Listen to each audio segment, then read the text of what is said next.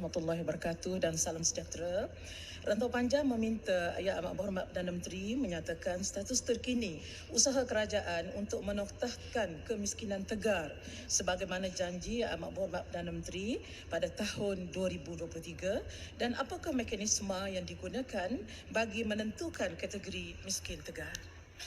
Silakan Yang Amat Berhormat Perdana Menteri. Terima kasih rakan saya Rantau Panjang tentang soalan ini. Ini penumpuan yang sangat menarik daripada sebahagian dari kita terlalu tertekan untuk membicarakan bagi pihak T15.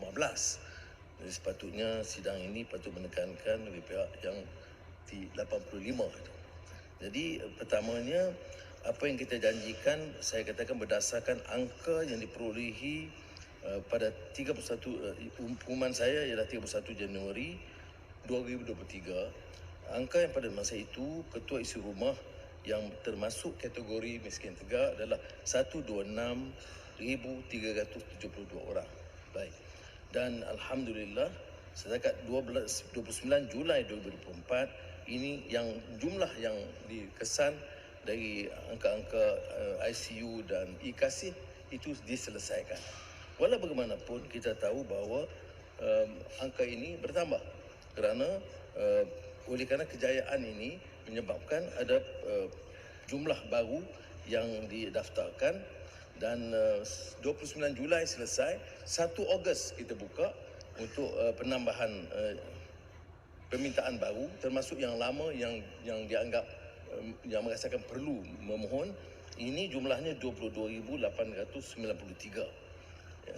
Nah, setakat bulan Julai tahun ini, itu tahun lalu setakat setakat 21 Oktober tahun ini 65% telah diselesaikan. Jadi bakinya akan kita tingkatkan. Ya, yang kedua, sebelum saya jawab soalan kedua ialah apakah jumlah ini memenuhi seluruh jumlah yang tuntutan? Saya fikir tidak. Sebab itu dalam mesyuarat saya dengan kerajaan-kerajaan negeri, saya minta kerajaan negeri termasuk Kelantan, Menteri Besar, SUK, pegawai jajahan untuk terus mendaftar jumlah-jumlah baru supaya dapat kita teruskan. Cuma saya syukur alhamdulillah kerana kita beri tumpuan menyeluruh. Ini jentera-jentera kerajaan persekutuan dan kerajaan negeri nampak hampir kesemuanya setakat ini bersetuju untuk mengambil kira jumlah ini dan selesaikan ini dulu, kemudian ambil pendaftaran baru. Mengenai soalan kedua tentang mekanisme, memang dulu kita ambil pendapatan, ya. Tetapi kita lihat ada kelemahan dari segi pendapatan ini. Umpamanya, kalau pendapatannya RM2,000 sebulan, tapi ada 4 isi rumah, ya, maka yang pendapatan sebenarnya RM500. Berbeza daripada RM2,000, 8 isi rumah, pendapatannya RM250. Sebab itu sekarang ini dirubah daripada pendapatan kepada per capita.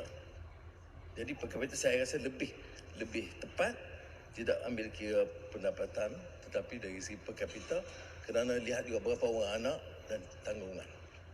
Terima kasih. Soalan tambah Yang Berhormat Rantau Panjang. Ya, terima kasih Yang Amat Berhormat di atas jawapan dan terima kasih Tuan Petua. Jadi jelas kepada kita daripada angka yang telah disebutkan Yang Berhormat, sebenarnya kerajaan masih gagal untuk menoktahkan kemiskinan mengikut tempoh yang disebutkan sebelum ini. Jadi kalau kita lihat maknanya ciri kemiskinan itu juga berbeza antara wilayah dan pendapatan RM2,000 di desa sudah tentu tidak sama nilainya RM2,000 di bandar. Jadi sebelum ini kerajaan menggunakan pengukuran kemiskinan berdasarkan pelbagai dimensi. Jadi setakat ini dan kini kerajaan telah mengubah kaedah dengan menggunakan NDI jadi ataupun pendapatan boleh guna bersih. Sedangkan perkara ini masih belum jelas. Jadi saya ingin tahu setakat ini apakah yang telah dirancang oleh kerajaan untuk memanfaatkan badan-badan yang sedia ada dalam negara kita. Seperti kita ada IMY, SPC, Majlis Kosara Hidup, Majlis Sosial Negara, supaya semua platform ini dimanfaatkan sebagai medium untuk untuk menoktahkan kemiskinan. Dan apakah intervensi yang dirangka untuk meningkatkan NDI isi rumah khususnya bagi golongan miskin tegar, dan sejauh mana keberkesanan langkah-langkah ini bagi mengurangkan kadar kemiskinan tegar di negara ini, dan bagaimana kerajaan untuk memastikan bahawa data ini tepat dan terkini untuk mengukur keadaan sebenar kehidupan rakyat. Mohon penjelasan. Terima kasih. Janganlah kata-kata. Jumlah ini ya Pak Panjang. Jumlah yang saya sebut mula tadi, itu jumlah masa kerajaan yang disokong oleh Yang Berhormat. Kita guna angka itu, dah dengar? Kita guna angka itu dan kita selesaikan. Kemudian saya rujuk kepada semua kerajaan negeri. Ya, dan setakat ini menteri-menteri besar tak semesti seperti ahli parlimen. Dia bagi kerjasama sepenuhnya. Dan saya beritahu jumlah ini sekian, di Kelantan umpamanya sekian, Rantau Panjang sekian. Kita selesaikan. Tetapi saya minta kerajaan negeri, SUK, pegawai jajahan, tambah. Dan kita lakukan. Dan kita pindah daripada pendekatan lama yang kerajaan dulu buat kepada pendapatan per kapita. Berdasarkan maklumat baru termasuk majlis kos sara hidup dan dialog kita, debat urus kita dengan kerajaan negeri yang belum pernah dilakukan sebelumnya. Ya. Kita lakukan dengan semua kerajaan negeri dan input kerajaan negeri kerana nak dapatkan jumlah ini dia harus kerjasama. Kemudian mengapa perlu kita kerjasama? Kerana ada daripada peruntukan kerajaan persekutuan, ada daripada kerajaan negeri walaupun lebih kecil, tapi ada zakat melalui Majlis Ugama Islam dan juga beberapa program kebajikan oleh kerajaan negeri. Jadi kita gabungkan itu semua.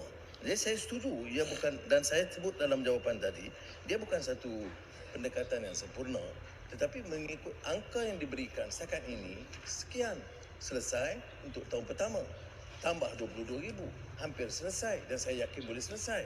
Tetapi apakah ini memuaskan? Tidak. Sebab itu jumlah itu kita minta.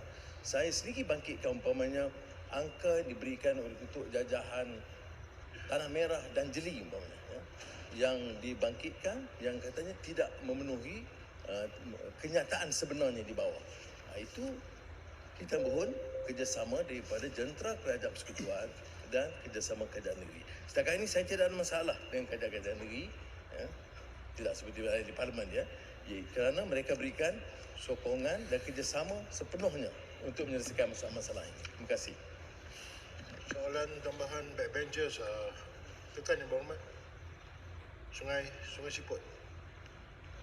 Terima kasih Tuan Speaker. Soalan tambahan saya merujuk kepada tirukural yang membawa bunyi bersesuaian dengan tajuk kemiskinan. Ayat 1041.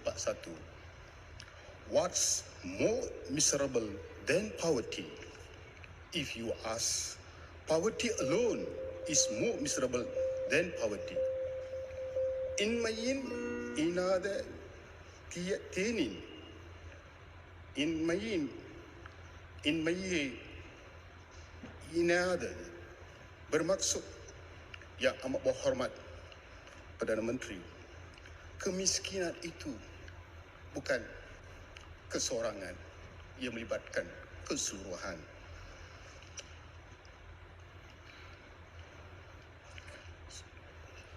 So, jumlah yang paling miskin di Malaysia adalah majoriti orang Melayu. Tetapi kategori termiskin dalam kalangan masyarakat miskin itu adalah juga dari kalangan orang-orang India. Orang-orang India itu warga negara kita dan rakyat kita. Dan soalan saya kepada Yang Amat Berhormat, rakyat Malaysia di bawah kepimpinan Yang Amat Berhormat mengharapkan semua masyarakat ini mesti dinotakan kemiskinan. So, saya mohon penjelasan Yang Amat Berhormat Perdana Menteri. Terima kasih. Romo Landri, Sungai Siput. Pendekatan ini tidak kira kau. Saya jelaskan. Jadi saya minta kawan-kawan terima kenyataan. Memang benar majoriti adalah Melayu Bumi Putra. Tetapi dalam kategori miskin itu ada kadar yang lebih paling miskin itu juga kelompok masyarakat India. Saya beri contoh umpamanya untuk Kuala Lumpur. Di Kuala Lumpur kalau majoriti Melayu tetapi masyarakat India besar dan ketimbang jumlah penduduk itu tinggi. Tapi bila kita selesaikan kemiskinan tegar di Kuala Lumpur, kita tak ikut kaum. Maknanya semua jumlah masyarakat miskin atau kategori miskin tegar Melayu, satu jumlah kecil di kalangan masyarakat Cina tapi besar di kalangan masyarakat India, itu selesaikan. Jadi saya mohon kawan-kawan, rakan-rakan kita dari masyarakat India, gunakan ini sebagai pendekatan. Tidak benar sama sekali bila kita masyarakat tegar, termasuk di Kelantan. Ada senarai kecil sekali, tak salah saya di Kuala Kerai atau mana, 2-3 keluarga masyarakat India, itu dimasukkan. Tidak benar kalau dikatakan hanya untuk Melayu. Tapi tentunya jumlah ini besar dan jumlah majoriti kepada masyarakat Melayu. Jadi saya harap dengan penjelasan ini jelas, dan kalau ada kenyataan di sebaliknya, itu boleh maklum kepada saya. Kerana ini bertentangan dengan dasar kita. Siapa saja masuk golongan masyarakat tegar, asalkan dia warga negara, dia wajib dibantu tanpa diskriminasi. Terima kasih Yang Berhormat. Bagi pihak sebelah kiri, saya silakan Yang Berhormat Muar. Terima kasih Amat Berhormat Perdana Menteri. Saya rasa melalui Belanjawan 2025, jelas inisiatif untuk membasmi kemiskinan itu ada, segar dan baik. Jumlah sumbangan tunai yang meningkat 10 bilion ke 13 bilion untuk membasmi kemiskinan, dan juga peningkatan nilai ambang supaya lebih ramai boleh mohon dan dapatkan bantuan. Cuma ada dua persoalan susulan. Pertama sekali, mengikut belanjawan yang sedia ada, Yang Berhormat Perdana Menteri kata bahawa kita boleh jimatkan 8 bilion melalui rasionalisasi subsidi, ada peningkatan cukai jualan, cukai perkhidmatan yang disasarkan kepada kumpulan mahakaya ini. Dan kalau kita lihat daripada belanjawan, kita boleh anggarkan bahawa kerajaan dapat menjimatkan 15 bilion ringgit total penambahan cukai dan juga rasionalisasi subsidi. Saya rasa rakyat ingin tahu, sebab Yang Amat Berhormat Perdana Menteri dengan baiknya telah kata ada peningkatan 10 ke 13 bilion. Itu 3 bilion bagi rakyat yang susah, kita setuju 110%. Tetapi perlu ada pencerahan mana lagi jumlah daripada penjimatan itu akan disalurkan. Itu yang pertama. Yang kedua, jikalau saya boleh cadangkan, sebab saya rasa perkara yang sangat baik dalam belanjawan adalah Yang Amat Berhormat Perdana Menteri bukan setakat tambahkan sumbangan tunai kepada golongan susah, tapi juga naikkan nilai ambang bagi mereka yang boleh mohon. Ini perkara yang sangat baik dan ramai orang memerlukan. Cuma jikalau Yang Amat Berhormat Perdana Menteri boleh masukkan melalui pindaan undang-undang supaya peningkatan itu dapat dibuat secara berkala, secara tetap. Sebagai contohnya, kita ikut kadar inflasi negara secara tahunan atau setiap 3 tahun, supaya kita tidak perlu tunggu untuk pengumuman ini dibuat melalui setiap belanjawan. Kalau kita dapat lakukan perkara itu, Yang Berhormat Perdana Menteri, you are effectively institutionalizing change, supaya pada masa-masa yang akan datang ia tidak lagi perlu ikut kepada kemahuan ataupun iltizam politik kalau kerajaan berubah. Dan saya rasa ini perkara yang saya dengan baik ingin cadangkan. Terima kasih. Terima kasih Yang Amat Muar. Tentang cadangan menetapkan dari segi peraturan akan kita kaji satu cadangan baru baik, iaitu dan lihat umpamanya keperluan meningkatkan berdasarkan kenaikan kos sara hidup. Yang kedua tentang penjimatan, itu unjuran penjimatan mungkin lebih mungkin kurang, tetapi setakat ini kita belum tetapkan ini, melainkan 3 bilion untuk kelompok miskin melalui STR ataupun kepada rakyat umumnya dengan meningkatkan jumlahnya, dan juga peningkatan untuk pendidikan dan kesihatan yang lebih ketara. Kalau YB Muar lihat umpamanya memang ada peningkatan walaupun masih defisit. Kita masih kurangkan defisit, hutang kita kurangkan, tetapi kita masih ada peningkatan. Peningkatan itu sebenarnya daripada penjimatan dan pendapatan negara, baik hasil dan juga penjimatan dari segi penyasaran subsidi. Yang Berhormat, sekarang tamatlah sesi untuk waktu pertanyaan-pertanyaan menteri pada hari ini.